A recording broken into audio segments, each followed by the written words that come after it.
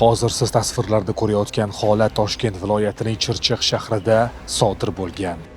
Gap shundaki, bugun ijtimoiy tarmoqlarda suratdagi erkak ayol kishini qutqarmoqchi bo'lgani uchun o'lgunicha kaltaklandi degan xabarlar tarqaldi.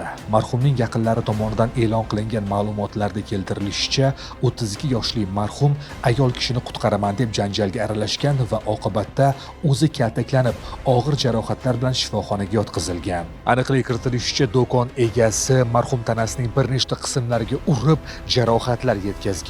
Ming afsuski, shifoxonada ko'rsatilgan yordamlarga qaramasdan 32 yoshli erkak vafot etadi.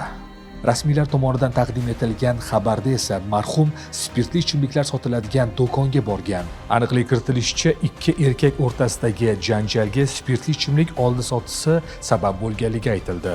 Ijtimoiy tarmoqlarda Chirchiq shahrida 2 nafar fuqaro o'zaro mushtlashishi oqibatida ulardan biri 1993-yilda tug'ilgan fuqaro tan jarohati olib, keyinchalik shifoxonada vafot etganligi haqidagi xabarlar tarqaldi.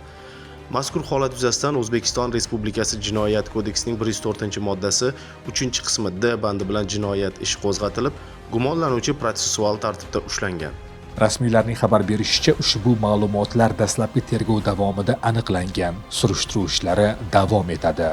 Millar voqea joyiga borib, holatni to'liqroq o'rganishga harakat qiladi. Biz shu o'rinda marhumning yaqinlariga hamdardlik bildiramiz.